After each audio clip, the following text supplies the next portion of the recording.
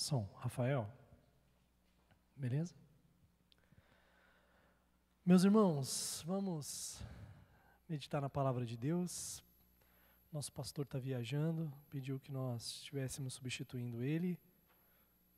E claramente a gente não vai dar sequência, né, ao estudo de 2 Samuel, uma vez que ele está caminhando, né, aliás, já até começou, mas nós vamos fazer um estudo avulso, né, digamos assim.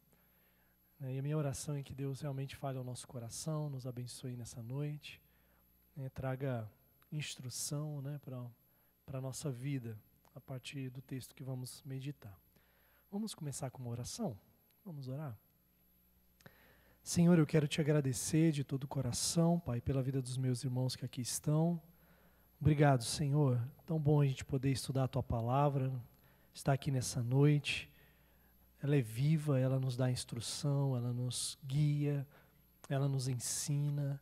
Como precisamos, Deus, da Tua Palavra, como precisamos realmente do Senhor, da lâmpada dos nossos pés, né? Luz para o nosso caminho. Ó Deus, fala conosco, ensina-nos através da Tua Palavra.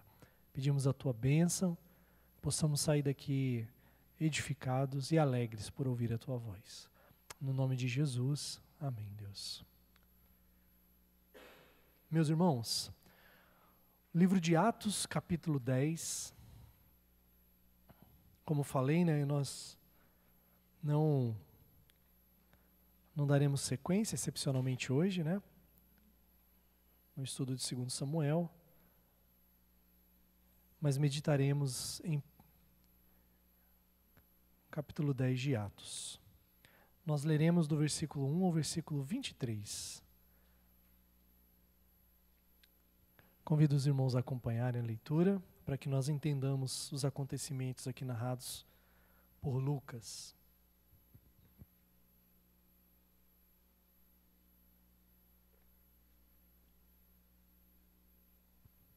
Vamos lá? Diz assim, Atos 10, de 1 a 23. Morava em Cesareia um homem de nome Cornélio, centurião da corte chamada Italiana, piedoso e temente a Deus com toda a sua casa, e que fazia muitas esmolas ao povo e de contínuo orava a Deus.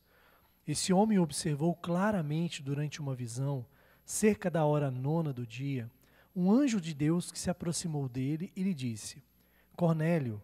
Este, fixando nele os olhos e possuído de temor, perguntou, que é, Senhor? E o anjo lhe disse, as tuas orações e as tuas esmolas subiram para a memória diante de Deus. Agora envia mensageiros a Jope e manda chamar Simão, que tem por sobrenome Pedro. Ele está hospedado com Simão, curtidor, cuja residência está situada à beira-mar. Logo que se retirou o anjo que lhe falava, chamou 2 dos seus domésticos e um soldado piedoso dos que estavam a seu serviço. E, havendo-lhes contado tudo, enviou-os a Jope. No dia seguinte, indo eles de caminho e estando já perto da cidade, subiu Pedro ao eirado por volta da hora 6, a fim de orar. Estando com fome, quis comer. Mas enquanto lhe preparavam a comida, sobreveio-lhe um êxtase. Então viu o céu aberto e descendo um objeto como se fosse um grande lençol, o qual era baixado à terra pelas 4 pontas, contendo toda sorte de quadrúpedes, répteis da terra e aves do céu. E ouviu-se uma voz que se dirigia a ele, levanta-te, Pedro, mata e come. Mas Pedro replicou, de modo nenhum, Senhor, porque jamais comi coisa alguma comum ou imunda.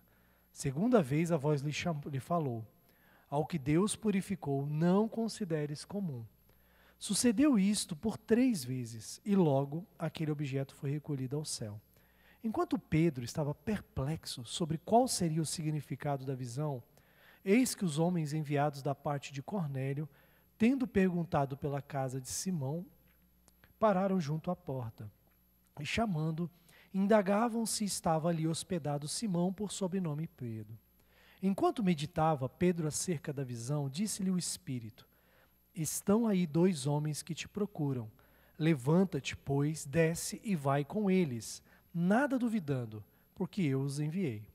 E descendo Pedro para junto dos homens, disse, aqui me tendes, sou eu a quem buscais, a que viestes? Então disseram, o centurião Cornélio, homem reto e temente a Deus, e tendo bom testemunho de toda a nação judaica, foi instruído por um santo anjo para chamar-te à sua casa e ouvir as tuas palavras. Pedro, pois, convidando-os a entrar, hospedou-os. No dia seguinte, levantou-se e partiu com eles. Também alguns irmãos dos que habitavam em Jope foram em sua companhia. Até aqui, irmãos. Sempre que medito no livro de Atos, eu gosto de reforçar que o livro de Atos é a segunda parte de um livro único, ou seja, a extensão do Evangelho de Lucas, uma vez que Lucas escreveu tanto o seu Evangelho, como também o livro de Atos. Então toda a análise que nós devemos fazer do livro de Atos deve ter como pano de fundo esse entendimento de que o livro de Atos é um segundo livro de uma unidade só, composta pelo Evangelho de Lucas e o livro de Atos. Por que eu estou falando isso? Porque nós precisamos enxergar que o objetivo de Lucas ao escrever o livro de Atos era mostrar que Cristo Jesus continuou agindo, só que agora por meio da sua igreja. Se nós olharmos o livro de Atos com um olhar muito humanista, muito terreno, muito carnal, nós vamos, de alguma forma, achar e exaltar homens como Pedro, como Paulo, como Filipe, homens que tiveram algum destaque na narrativa, né, de Lucas aqui, especialmente na pessoa de Paulo, né, no ministério missionário de Paulo, de plantação de igrejas por várias regiões. Mas o que Lucas quer mostrar é que o Senhor Jesus continuava agindo na sua igreja. E isso, de cara, traz algo assim muito profundo para o nosso coração. Porque isso dá sentido àquilo que Deus continua fazendo através da sua igreja na história. Imagina, é Cristo Jesus agindo em nós, por meio da igreja cristã evangélica aqui presbiteriana e outras igrejas aqui nessa cidade, no Brasil e no mundo. Cristo vai conduzindo a sua igreja. Essa é a marca, o tempo todo no livro de Atos. Os irmãos podem observar que Lucas faz questão de dizer, e o Espírito fez isso. Né? Pedro, cheio do Espírito, pregou o Evangelho. Diz que a igreja ia dispersa e o Espírito Santo ia falando pela boca deles. Em diversos momentos nós vamos ver, inclusive, coisas extraordinárias. É curioso isso, né? O nosso Deus, ele não tem uma forma, um método. É curioso isso. Tem hora que ele usa um êxtase, como no texto que nós acabamos de ler. Com Cornélio ele fala através de um anjo. Em alguns momentos, como no caso de Pedro aqui, ele diz que o Espírito falou a Pedro, dá a entender que ele ali de alguma forma teve um entendimento, né, no seu próprio coração ali, na mente, né, e ele entendeu que era o Espírito Santo de Deus. Mas nós vemos momentos como Paulo, por exemplo, estava preso e diz que o Senhor Jesus se colocou ao lado dele. Olha que curioso, né? Paulo, inclusive, foi salvo vendo uma luz. Note quantos meios Deus usou para, de alguma forma, direcionar a sua igreja. Em outro momento, em Atos 16, nós vemos, por exemplo, Paulo querendo ir para uma região, Bitínia, e o Espírito de Cristo impede ele.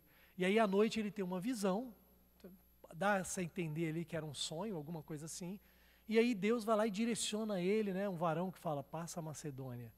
E naturalmente, Lucas quer mostrar que a igreja não está só. Cristo não está inativo no céu.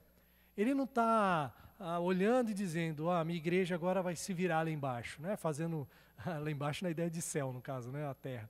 Mas vai se virar no meu trabalho. Nada disso. É Cristo agindo na igreja, é Cristo pela igreja, é Cristo realmente através da igreja, o tempo todo. Lucas faz questão de reforçar isso o tempo todo.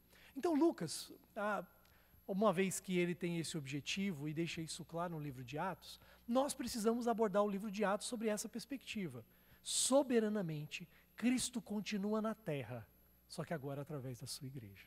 É por isso que a igreja é o templo, é o santuário do Espírito Santo, é o tabernáculo que ainda anda entre os homens. É essa a ideia. Então é Cristo Jesus na igreja e pela igreja e através da igreja. Quando nós olhamos sobre essa ótica, nós também começamos a perceber que Cristo precisava não apenas direcionar geograficamente a igreja, mas ele também precisava conduzir a igreja ao entendimento do que verdadeiramente as Escrituras falavam quanto ao reino de Deus. E aqui cabe um detalhezinho, porque às vezes nós lemos o livro de Atos e nós nos perdemos, por exemplo, em algumas perguntas dos discípulos que mostravam que eles não tinham total conhecimento e entendimento, por exemplo, do reino de Deus. Antes de Jesus enviá-los ou dizer que eles receberiam o poder do Espírito Santo, por exemplo, em Atos 1:8, essa fala de Jesus, deles irem a Jerusalém, Judéia, Samaria, até os confins da terra, essa resposta de Jesus foi de alguma forma estimulada por uma pergunta ruim dos discípulos. Os discípulos viram para Jesus e falam assim, Senhor, este é o tempo que o Senhor vai restaurar o reino de Israel? Pensa, na mente deles, ainda era o quê? Um reino étnico. Ainda era um reino militar. Olha só que coisa, irmãos. Jesus já morreu, ressuscitou, já está ali prestes a subir aos céus, e eles ainda estão pensando num reino judaico na terra. Eles ainda têm dificuldade de entender que o reino de Deus é de outra natureza, que envolve todas as famílias da terra, e esse texto que nós acabamos de ler é justamente o texto onde o Espírito Santo está conduzindo a sua igreja geograficamente, né? Nós vamos ver aqui, Pedro vai a Listra, a Jope, eles são movidos, Cornélio, né, de alguma forma mora em Cesareia, então agora Pedro é conduzido pela visão, pela instrução do Espírito, também a Cesareia. Então note, o Espírito de Cristo está conduzindo a igreja, geograficamente. Mas há um propósito de salvação, mas há um propósito de instrução. E Lucas quer mostrar isso também através desses relatos. Note, eles fazem uma pergunta ruim sobre o reino de Israel. Nós vamos ver lá no capítulo 15 que eles não têm noção ainda muito certo do que da lei, por exemplo, judaica, deveria ser obedecida pelo povo, pelos gentios, pelas pessoas que estavam se convertendo. Note, eles não sabem, por que é lícito? Havia uma pressão dos judeus convertidos de que os gentios convertidos deveriam também obedecer à lei cerimonial. E olha como é que eles precisavam entender ainda biblicamente algumas coisas. E talvez, lembrando daquilo que Jesus disse, olha, quando vier o Espírito Santo, Ele dará conhecimento a vocês das coisas que vocês ainda não entenderam. Lembra que Jesus falou? João capítulo 16, 17, Jesus fala isso. E ele diz, olha, vocês vão compreender as verdades que eu tenho vos ensinado. O Espírito Santo vai iluminar a mente de vocês para que vocês compreendam coisas, aspectos do reino de Deus que hoje vocês não entendem. E esse texto que nós acabamos de ler mostra claramente que o Espírito Santo, o Espírito de Cristo, conduz a igreja aos lugares que ele deseja de alguma forma salvar pessoas, que ele deseja edificar pessoas, mas ele também conduz a sua igreja para que ela cresça na instrução do entendimento correto da palavra, entendendo os aspectos do reino de Deus, de forma que a igreja possa se portar corretamente no mundo. E Lucas faz questão de mostrar esse crescimento gradual da igreja no entendimento das Escrituras. Meus irmãos, para aí. Nós precisamos analisar e pensar que o Senhor também faz isso conosco. O Senhor também deseja que nós cresçamos no entendimento correto das Escrituras, de forma que a nossa relação no reino de Deus seja coerente de verdade com o reino de Deus. Porque senão nós vamos começar a agir como Pedro, que precisa de uma intervenção divina para que ele compreenda que o reino de Deus não é algo exclusivo para ele e para o seu povo. O reino de Deus não se limita à denominação presbiteriana. O reino de Deus não se limita a uma denominação, a um grupo. Inclusive, Jesus já tinha chamado a atenção dos discípulos quanto a isso. Em determinado momento, por exemplo, os discípulos chegam perto de Jesus e falam assim, olha, tinha um camarada aí falando em teu nome, e nós mandamos ele ficar quieto. Não foi isso que eles falaram? Manda ele ficar quieto, não anda com a gente. E Jesus falou, como pode vocês fazerem isso? Como vocês podem falar ou mandar alguém se calar, sendo que este fala em meu nome? Só não anda aqui conosco, mas se fala em meu nome, não é possível que essa pessoa vá daqui a pouco blasfemar contra o meu nome. Note, Jesus estava mostrando e ensinando a eles de que natureza era o reino de Deus. E esse texto, em especial em Atos 10, mostra esse mover de Deus, fazendo com que a igreja, que agora já tinha o Espírito Santo, crescesse no entendimento da natureza do reino de Deus e se portasse de forma coerente. E essa é a grande questão aqui, meus irmãos. Porque um entendimento ruim da natureza do reino de Deus, do que significa viver mesmo no reino de Deus, seguindo Cristo Jesus, um entendimento incorreto dessas verdades bíblicas, fará com que, de alguma forma, nós também nos comportemos de forma inadequada, especialmente, inclusive, na ministração do Evangelho. Pedro precisa, então, agora de uma intervenção, mas não apenas Pedro, porque depois esse mesmo Pedro vai ser arguido pela igreja. Que negócio é esse de você entrar numa casa de gentil? Capítulo 11 aqui. E Pedro tem que se explicar, porque a igreja também, de forma geral, não tinha entendido ainda a profundidade e a abrangência do que significava de verdade o reino de Deus. Muito além de uma etnia, muito além de uma nação, muito além de um povo só, mas um povo que seria formado a partir de povos, línguas e muitas nações. É nesse sentido que Pedro então é movido de Listra, depois ele vai para Jope, quando ele ressuscita Dorcas, Note, olha só como é que em Listra, ele cura, em Lida, perdão, ele cura Enéas, um paralítico, muitos se convertem. Ele é movido depois para Jope, ressuscita a Dorcas, que era uma mulher muito querida, né? As viúvas lá choravam porque ela fazia todo um cuidado ali, né? E diz que Pedro ressuscita. Imagina, irmãos, o poder de Cristo, o Cristo ressurreto, agindo através da sua igreja e realizando os mesmos sinais de Cristo. Note como Lucas quer fazer um paralelo. Jesus ressuscitava mortos, ressuscitou Lázaro. Pedro agora ressuscita Dorcas. Jesus curou paralíticos, curou paralíticos. E ele vai lá e Pedro cura em nome de Jesus. Em outras palavras, Lucas está dizendo, o reino de Deus está expandindo. O reino de Deus continua através da igreja. O reino de Deus que foi inaugurado na pessoa de Jesus, na morte e na ressurreição, ele continua com os seus sinais. Por quê? Porque esses sinais eram a evidência de que o reino de Deus tinha chegado. Por quê? Pensa comigo, as enfermidades entraram por causa do pecado. A morte entrou por causa do quê? Do pecado. Não foi assim lá em Adão? Certamente morrerás. Aí vem alguém que começa a reverter as consequências do pecado. Ele vem e cura. Porque se a doença veio por causa do pecado, vem alguém agora que faz o contrário, restabelece, restaura aquilo que é consequência do pecado. Ah, a morte é por causa do pecado, então Jesus vai lá e ressuscita. E ele está mostrando, o reino de Deus chegou. Eu agora começo a restaurar todas as coisas. Só que isso não é apenas Cristo em carne, é a sua igreja, Cristo encarnado através da sua igreja agora, realizando os mesmos sinais. Note, é sempre esse aspecto do reino sendo expandido, mas a igreja precisava ter uma mentalidade do reino também. Não apenas os sinais do reino, mas uma mente do reino. Então Jesus precisa corrigir isso no coração da igreja. Precisa corrigir isso na visão da igreja. Ela não pode ser uma igreja exclusivista.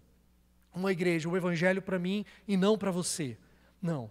É curioso porque o desafio de anunciar, de realizar milagres no poder do Espírito Santo não foi um problema para Pedro.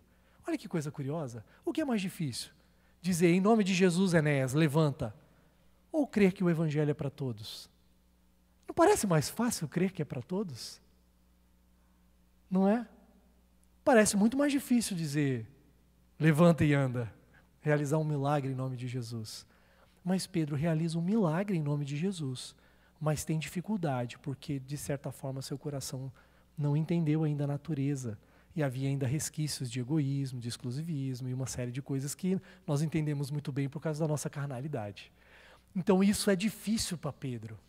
Ainda há um Pedro agarrado às tradições judaicas. Ainda há um Pedro que ainda não entende as Escrituras e que, de certa forma, está arraigado numa tradição que dizia que, de alguma forma, a salvação era para os judeus, que, de alguma forma, mexia com o cerimonial de comer algumas coisas e outras não.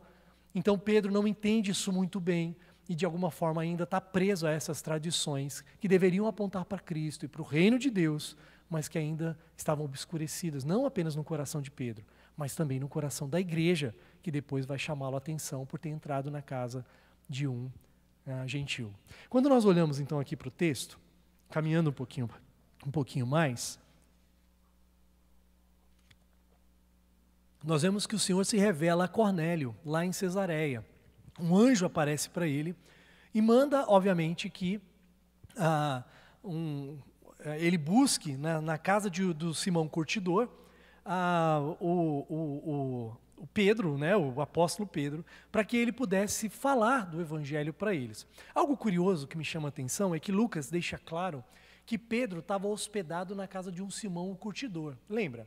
Para um judeu ficar na casa de alguém que mexia com peles de cadáveres, que eles curtiam, na verdade, eram as peles de animais mortos, mostra que Pedro já estava, de certa forma, abrindo mão de algumas questões do cerimonialismo, do judaísmo. Mas ele ainda não tinha se libertado totalmente. Parece que Lucas quer mostrar que Pedro já tinha entendido algumas coisas, mas ainda não tudo. Entende? É essa a ideia. Ele se hospeda na casa de alguém que, na visão judaica, é considerado como imundo. Mas na hora de ele na visão, ele ter que comer algum animal, né, ou alguma coisa proibida pela lei judaica, ele ainda tem dificuldade. Porque no fundo, o que está por trás da falta de entendimento de Pedro tem a ver com o objetivo pelo qual a lei foi, de alguma forma, instituída para o povo de Israel, que deveria apontar para Cristo e para o reino de Deus. Ele não entende isso. Por isso que quando o texto dá sequência, diz que esses homens são enviados por Cornélio para trazer Pedro a si em Cesareia, mas enquanto isso, o Espírito de Cristo que age em Cornélio, não é isso? Que age através do anjo para falar com Cornélio, é o mesmo Espírito agora que vai de alguma forma dar um êxtase. A gente não sabe muito bem o que foi esse êxtase aqui. Talvez no primeiro momento Pedro podia achar que estava passando mal por causa de fome, né? Diz que ele estava com fome, mas ele tem um êxtase, essa é a verdade aqui.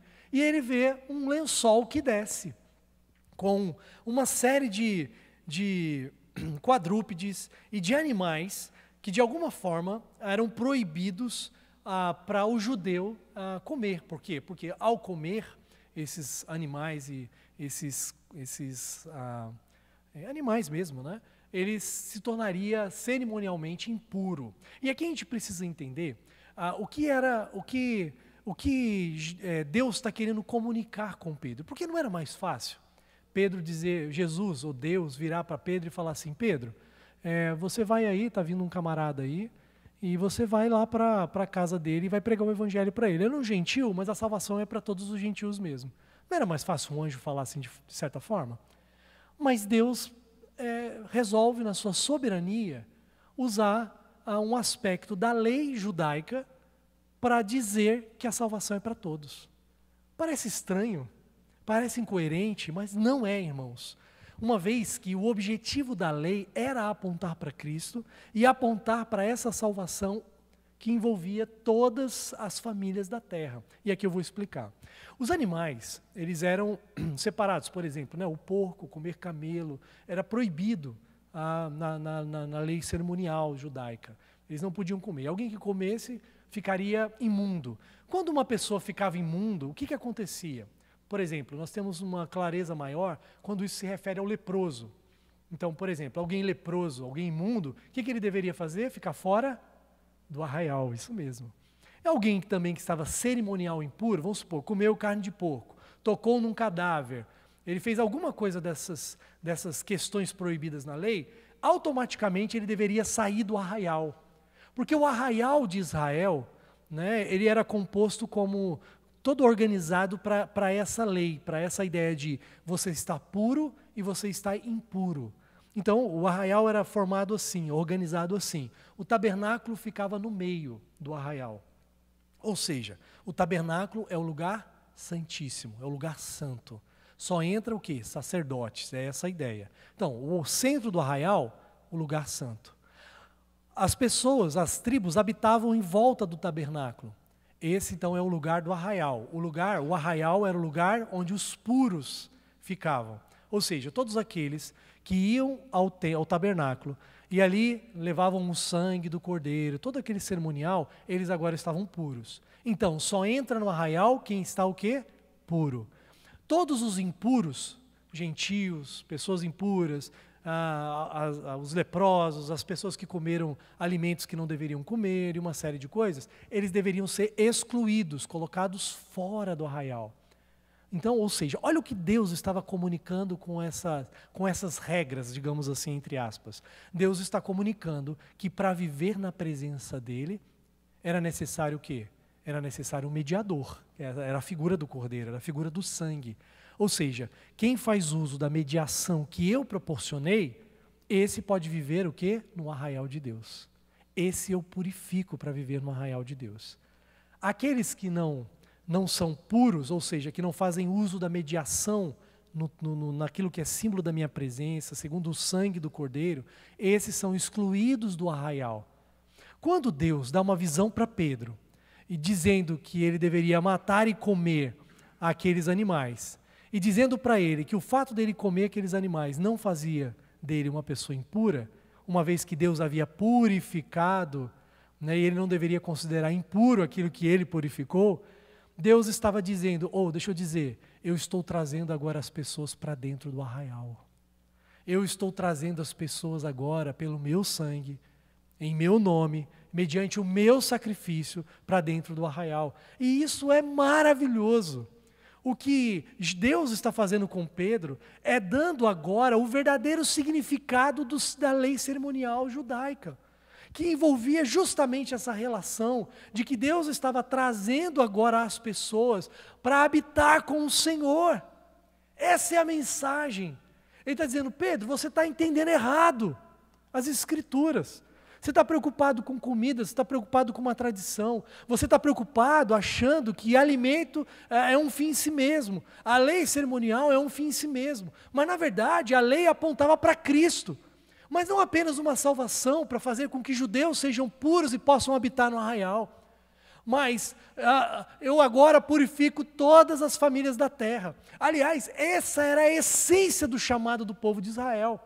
Quando Deus chama Abraão, Ele fala: sai da tua terra, sai da tua parentela, do meio da tua parentela. Eu te elegi agora, sai do meio dos povos pagãos, abandona esses deuses aí da Mesopotâmia. Venha para cá, para a terra que eu vou te mostrar. E Abraão obedece. Mas Deus fala algo mais e diz: em ti serão benditas todas as famílias da terra. Israel não entendeu, Israel achou que era sobre eles.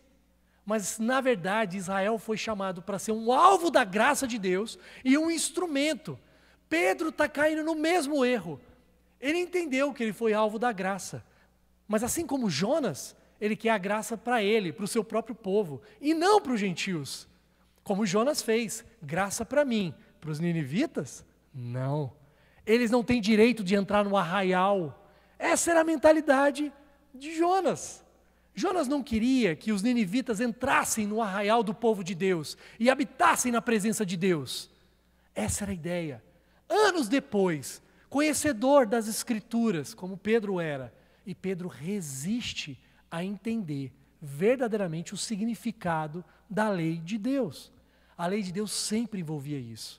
A lei de Deus apontava para a santidade de Deus e para a incapacidade do povo de cumprir as regras. O povo sempre ia errar, sempre ia errar. Era: Deus é santo, eu sou pecador. E a lei apontava o meio do povo poder o quê? Habitar junto ao tabernáculo. É sempre essa ideia. Santo, puro, impuro fora do arraial. Agora Deus está dizendo: eu estou trazendo aqueles que vocês consideravam impuros para dentro do arraial. Eu os considero puros. Por isso que Deus usa uma lei cerimonial. Porque não era apenas fazê-lo compreender coisas de forma objetiva, mas era fazer com que Pedro entendesse a própria Escritura, meus irmãos. Entendesse a partir da própria Escritura, que era a Bíblia dele, o Antigo Testamento, e compreendesse de forma macro e abrangente aquilo que Deus sempre quis comunicar e o povo de Israel não entendia. Agora Deus quer dar à igreja, do qual lá pelo profeta Ezequiel ele diz que gravaria a lei no coração, quer que ela entenda e compreenda a natureza do reino de Deus. Então Deus dá a visão a Pedro. Pedro então olha aquela visão, ele não entende muito bem, ele está ali ponderando, ele ainda está ponderando. E o texto dá a entender, e nós não lemos, a partir do versículo 24, de que quando ele chega na casa de Cornélio, é que ele começa a compreender. Ele começa a entender que de fato Deus estava trazendo para dentro do arraial do povo de Deus gentios. E é isso que Lucas quer mostrar também. Porque note, o Espírito Santo em Atos 2 cai ali sobre o povo judeu, mas o povo judeu que habitava em outras terras estava entendendo o idioma que se falava por meio das línguas, dos idiomas que o Espírito Santo concedeu. Eram judeus. No capítulo 8, quem se converte e o Espírito cai sobre quem? Os samaritanos. E agora o Espírito Santo vem sobre quem? Sobre os gentios. Um homem que é o centurião, ele é da corte, era um homem muito importante, a corte era basicamente 6 centúrias, centúrias eram 100 homens, então muito provavelmente era tipo um capitão nos dias de hoje, no governo ali talvez liderando 600 soldados, digamos assim. Era um homem piedoso, que tinha uma certa simpatia dos judeus, mas não era convertido, era um gentil, era um romano.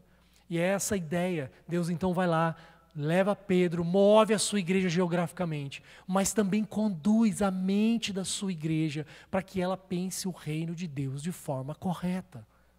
E quando ele chega na casa de Cornélio, ele diz, olha a fala de Pedro, né? Vamos ler, acho que vale a pena a gente ler. Olha só o que diz o texto aí, versículo 24. No dia imediato, entrou em Cesareia. Cornélio estava esperando por eles, tendo reunido seus parentes e amigos íntimos. Aconteceu que, indo Pedro a entrar, lhe saiu Cornélio ao encontro e, prostrando-se-lhe aos pés, o adorou. Mas Pedro o levantou, dizendo, ergue-te, que eu também sou homem. Falando com ele, entrou, encontrando muitos reunidos ali, a quem se dirigiu, dizendo, olha só, meus irmãos, vós bem sabeis que é proibido a um judeu ajuntar-se ou mesmo aproximar-se de alguém de outra raça. Olha o que ele diz. Pedro, ele revela claramente o seu orgulho judaico e o seu entendimento ruim das Escrituras, inclusive da própria missão pelo qual Deus havia chamado os judeus para realizar. Que era o quê? Alcançar todas as famílias da terra. E ele diz, é proibido para mim. Por que era proibido? Porque uma vez que ele tinha relação com algum gentil, com alguém que era impuro, ele se tornava também impuro. Toda a ideia está dentro disso. Aí Deus vira e fala assim, eles não são mais impuros. Assim como os alimentos não são mais impuros porque eu os purifiquei, os gentios não são mais impuros. Entrar na casa de um gentil não te faz impuro, Pedro. Por quê? Porque o meu sangue santifica e purifica aqueles pelo qual eu morri.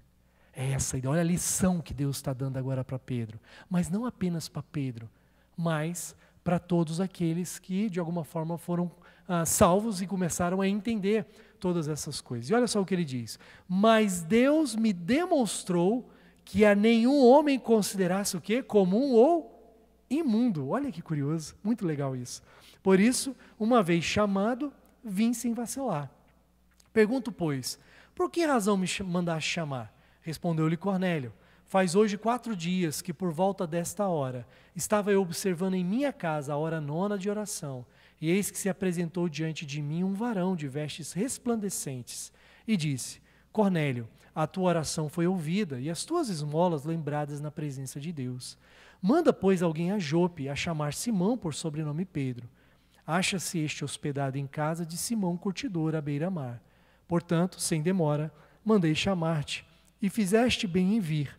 Agora, pois, estamos todos aqui na presença de Deus, prontos para ouvir tudo o que te foi ordenado da parte do Senhor. E aí diz o texto na sequência, né, que ele entendeu, olha aí o versículo de número 34. Então falou Pedro dizendo, reconheço por verdade que Deus não faz acepção de pessoas. Pelo contrário, em qualquer nação, aquele que o teme e faz o que é justo, que é justo lhe é aceitável. Esta é a palavra de Deus que enviou aos filhos de Israel, olha aí, anunciando-lhes o evangelho da paz por meio de Jesus Cristo. Este é Senhor de todos, meus irmãos, de todos. E olha nós aqui, brasileiros, pessoas que éramos impuras e o Senhor nos trouxe para dentro do arraial.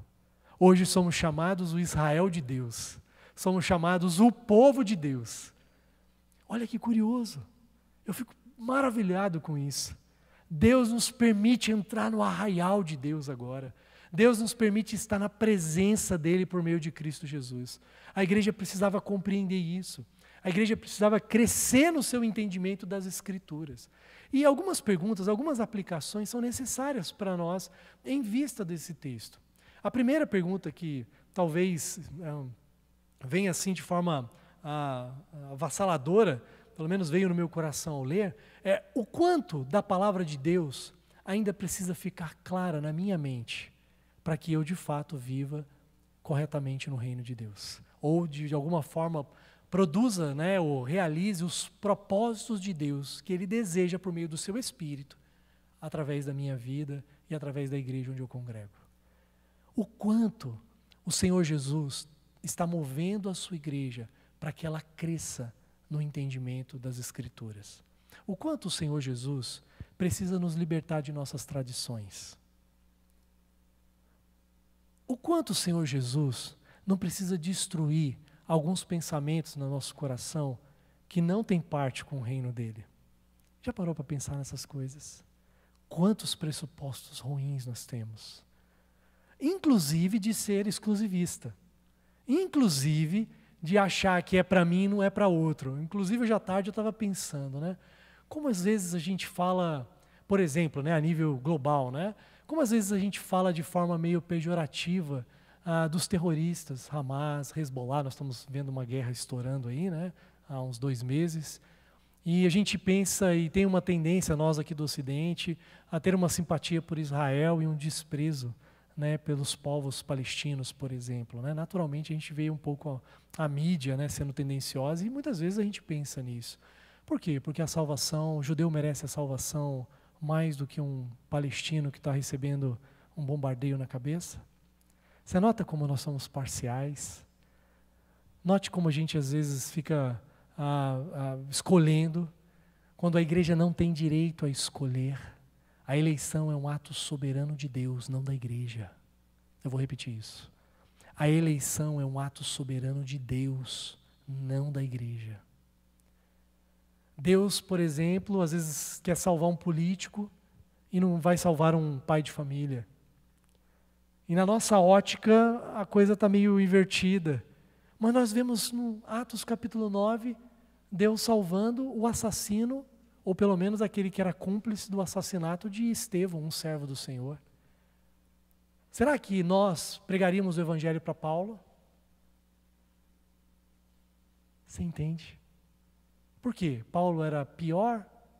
Embora ele fale que é o pior dos pecadores, Paulo não é pior do que eu, que talvez só tenha assassinado algum irmão no coração.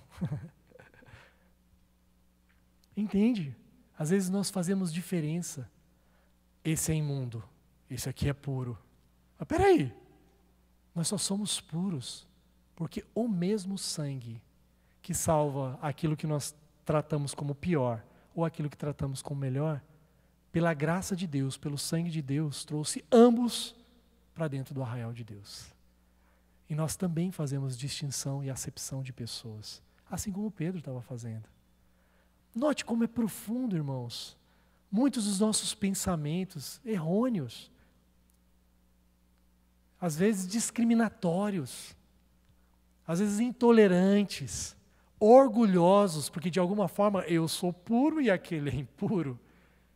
Quem sabe Deus não vai salvar esse impuro que você já condenou ao inferno? Que curioso. Deus ensina, e aí nós estamos trazendo aplicações aqui. Deus ensina a Pedro que ele deve pregar o evangelho a todos. Pedro não poderia se recusar, e ele entende isso. Ele fala, Deus me corrigiu e eu vim sem vacilar. Porque vocês sabem que, segundo a minha tradição, eu não posso entrar na casa de um gentil. Mas eu obedeci ao Senhor. Olha que curioso. Pedro então entende, abre mão da sua tradição para obedecer o quê? A palavra de Deus. Será que nós também não devemos abrir mão de nossas tradições, que não têm compromisso com as Escrituras, para obedecer de fato aquilo que Deus deseja de nós? Para fazer aquilo que a Bíblia manda? Será que nós não precisamos, de alguma forma, trabalharmos a nossa mente para perceber com profundidade o que significa, por exemplo, a lei de Deus? Jesus falou isso de forma maravilhosa quando ele disse assim, vai lá, lê a Bíblia e entende o que eu estou dizendo. Eu quero misericórdia, não holocaustos. Em outra palavra, ele está dizendo assim, o que ele foi dito a Pedro. Vem cá, não faz dos holocaustos um fim em si mesmo. Porque a função dos holocaustos era mostrar a minha misericórdia. Que tal a igreja começar a usar de viver em misericórdia muito mais do que de atos religiosos, que às vezes só tem um fim em si mesmo? Nada contra, irmãos, me entendam. A nossa liturgia, tudo que fazemos tem o propósito de glorificar o Senhor. Mas quando isso se torna um fim em si mesmo, perde o valor. E às vezes nós deixamos de agir por misericórdia para servir um cerimonialismo que virou um fim em si mesmo. Isso precisa permear nossa mente, irmãos. Pedro precisou receber uma lição divina. E nós temos hoje a palavra de Deus registrada para que nós pensemos sobre nossos pressupostos, sobre nossa tradição, sobre tudo aquilo que de alguma forma nós temos feito um fim em si mesmo, e sem vacilar, fazer como Pedro, nos sujeitarmos à palavra de Deus, de forma que nós não sirvamos aos nossos pressupostos, às tradições dos homens, às regras dos homens, ou até mesmo a palavra de Deus como um fim em si mesmo, no sentido de um entendimento errado em relação a pensar a lei de Deus fora de Cristo, e de alguma forma pensar que está agradando a Deus, mas na verdade estamos desagradando. Que curioso. Pensarmos que a salvação, de certa forma, é um ato soberano de Deus, e o papel da igreja é pregar o Evangelho no poder do Espírito Santo. Oh, meus irmãos, como a gente precisa tomar coragem para pregar o Evangelho, independente de quem é a pessoa. Tenho orado por isso ultimamente, muito mesmo. Falado, Senhor, me faz útil na cidade. Me faz útil na cidade. Me dê a oportunidade de pregar o Evangelho. Algumas vezes eu tenho usado essa palavra, Senhor, me dá coragem, ousadia. Tire toda a timidez do meu coração, que seja carnal, toda barreira.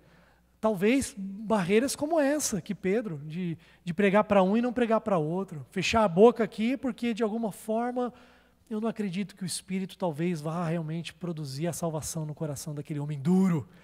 Porque eu acho que o Espírito Santo está limitado. Que ele não salva uma, aquele ali, só Deus. Meus irmãos, todos só são salvos. E eu e você só fomos salvos porque é só Deus mesmo. É esse entendimento de que o Cristo soberano age pela minha vida e através da sua vida. Não apenas nos conduzindo geograficamente, mas também para nos fazer conhecer a palavra, entendê-la de forma correta e viver a partir desse entendimento correto das Escrituras. Deus estava então formando uma mentalidade do reino na sua igreja primitiva, mas Ele continua a fazer isso na sua igreja pelos séculos, até a volta de Cristo. Pedro aprendeu a lição. Ele é chamado, se você continuar lendo a continuação da leitura aqui, os irmãos vão ver que a igreja fala, ué Pedro, que negócio é esse? Olha como é que não era algo só de Pedro, era da igreja. Que negócio é esse? Você entrando na casa de um gentil e Pedro tem que se explicar. Pedro tem que se explicar, porque a igreja o pressionou na interpretação errada das Escrituras. Às vezes, meus irmãos, isso acontece conosco também.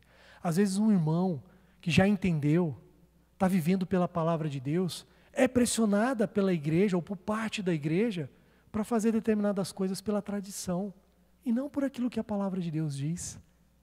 E a própria igreja tem que ajudar essa parte da igreja a obedecer a palavra e não as tradições. Precisamos compreender isso. Há tradições que não ferem as Escrituras. Não há problema com tradição. O problema é quando as tradições suplantam as Escrituras, são colocadas acima das Escrituras. E aí isso não agrada ao Senhor.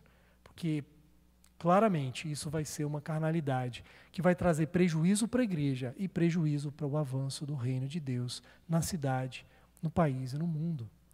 Nós precisamos também, meus irmãos, crescer no entendimento correto das Escrituras.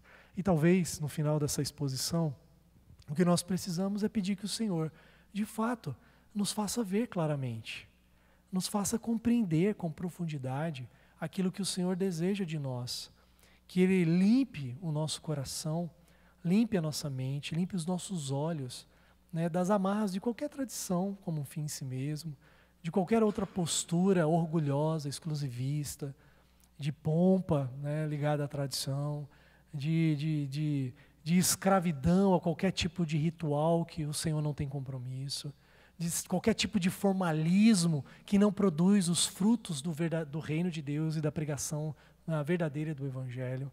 Tudo isso, Senhor, precisa trabalhar nos nossos corações. São coisas que nós devemos, e é óbvio por isso que nós estamos aqui, de forma humilde, sujeita ao Senhor, pedir que Ele nos ilumine por meio da exposição da Sua palavra, através dos irmãos, através de nossas devocionais, através de uma busca piedosa. Esse é o tipo de oração que o Senhor ouve. Senhor, me ajude a entender a natureza do reino, né, a forma como eu devo me portar como igreja do Senhor Jesus no mundo. E, obviamente, Deus responde essa oração, porque Ele deseja conduzir a sua igreja no entendimento correto, segundo os seus propósitos, né, salvíficos e também de instrução e de edificação para a sua igreja. Que o Senhor nos ajude com as nossas dificuldades e pressupostos humanos, que muitas vezes estão suplantando aquilo que de verdade a palavra de Deus diz para a sua igreja e mais especificamente para cada um de nós, por onde quer que nós vamos. Amém? Que o Senhor nos ajude. Vamos colocar em pé para orarmos. Oi, João. Sim?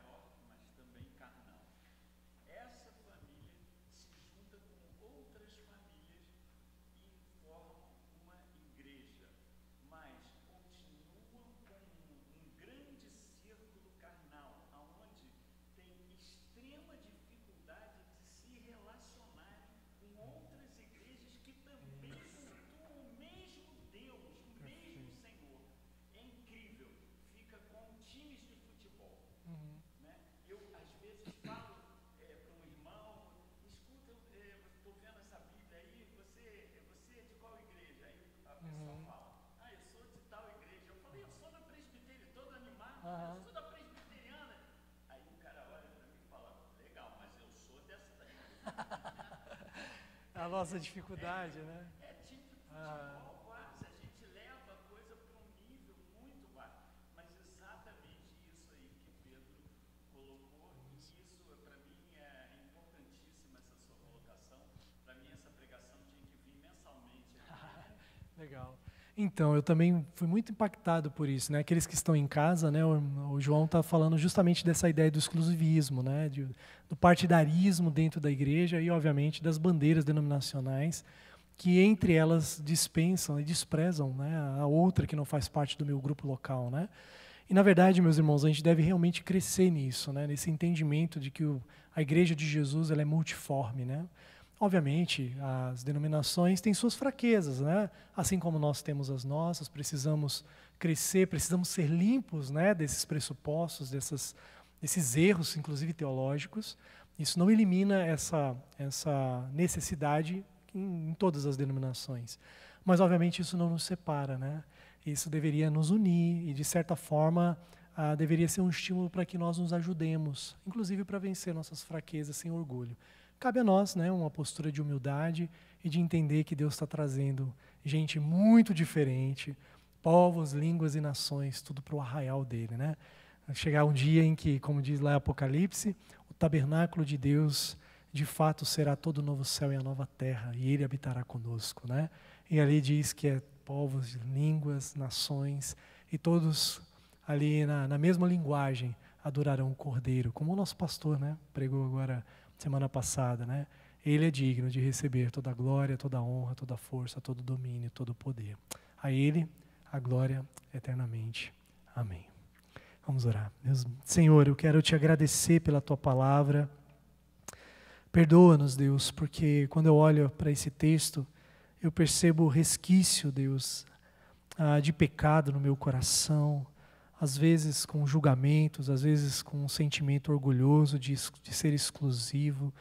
Eu mesmo peço perdão pelos meus pecados, pelos meus pensamentos, Deus, em que muitas vezes eu excluo meu irmão. Pai, tantas escamas, tantas coisas que ainda precisam ser limpas no meu entendimento das Escrituras, no entendimento da natureza do Teu reino, no entendimento, Deus, da forma como o Senhor conduz a sua igreja, da forma como o Senhor direciona o Teu povo, da forma como o Senhor usa o Teu povo, da forma como o Senhor salva, Pai, misteriosamente, soberanamente, pelo poder da palavra do Senhor, Pai, que é vivificadora, regeneradora. Ó Deus, muitas vezes, até sabemos dessas coisas, mas muitas vezes isso foge na prática de nossa vida. Ó Deus, tira as escamas, tira a miopia, tira todo o entendimento orgulhoso, toda a arrogância do nosso coração, dá-nos um entendimento cristalino Pai, da Tua Palavra, possamos realmente ser guiados pelo Teu Espírito, instrumentos, Deus, da Tua Palavra, ousados na pregação do Evangelho, que de fato, Deus, o Senhor possa se materializar através das nossas vidas, que a Tua igreja seja, Pai, os Teus pés, as Tuas mãos nessa terra, o instrumento, alvo da Tua graça e um instrumento da Tua graça para a salvação de muitas pessoas, que a Tua igreja, em especial, orando aqui pela nossa comunidade, sejamos pessoas humildes, pessoas que de verdade são ousadas em pregar o Evangelho, pessoas, Deus, animadas, Pai, para servir uns aos outros, mas também servir ao mundo na pregação do Evangelho, com ousadia, realmente com alegria no coração, de perceber, Pai, que a posição, Pai, que o Senhor nos colocou, ela é uma posição abençoada, uma posição, Pai, como diz lá na carta de Paulo aos Efésios, de bênção nas regiões celestiais e de privilégio mesmo, Deus, de poder ser um embaixador do Senhor nessa terra até o dia de Cristo Jesus. Então usa a Tua igreja, guia, Pai, leva-nos, Pai, para os lugares que o Senhor deseja nos levar, nos dê e nos reforce em nosso coração o propósito pelo qual nos chamou, a nossa missão, de forma que também possamos entender a natureza da Tua igreja, não apenas a igreja local, mas perceber, Deus, o Teu povo espalhado por toda a face da terra, que somos um povo só, não há judeus e gentios, não há brasileiros e argentinos, há um povo que o Senhor morreu, ofereceu o seu próprio sangue para comprar, Pai, com preço alto, um preço valiosíssimo, a Tua própria vida ali sendo derramada. E o Senhor não comprou uma etnia, o Senhor comprou pessoas de todas as nações, de todas as línguas, de todos os povos, e bendito é o Teu nome. Eu quero Te adorar nessa noite, porque ao entender a profundidade da Tua obra, Deus, eu entendo que o Senhor nos trouxe para o Teu arraial, trouxe para perto do Senhor, o Senhor nos permite hoje andar na Tua presença, e nos promete um dia, Deus, sem a presença do pecado, viver eternamente na Tua presença. Bendito é o Teu nome, Pai, que nessa alegria nós possamos assim viver, pregar o Evangelho e assim sermos instrumentos, Pai, do Teu Espírito que habita os nossos corações. Age em nós e através de nós, conforme a Tua vontade, para a glória do Teu nome. É em nome de Jesus Cristo, Pai, que habita os nossos corações, que oramos e pedimos essa graça e essa bênção. E também aceite a nossa adoração. Amém, Senhor. Amém. Deus abençoe, meus irmãos, grandemente.